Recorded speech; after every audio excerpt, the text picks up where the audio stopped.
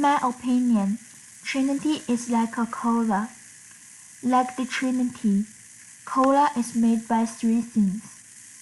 The three parts of cola are bottle,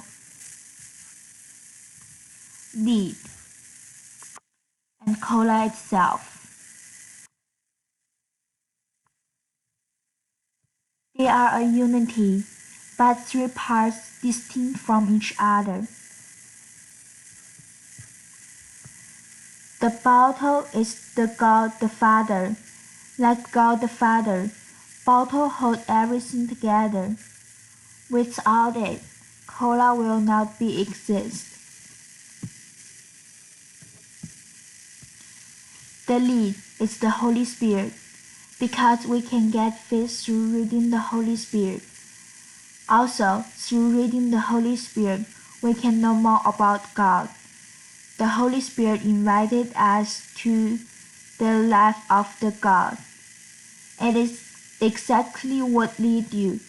We can only drink Coke if we open the lid.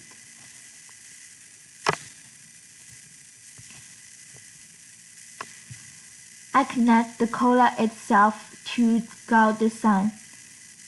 The cola is what people drink.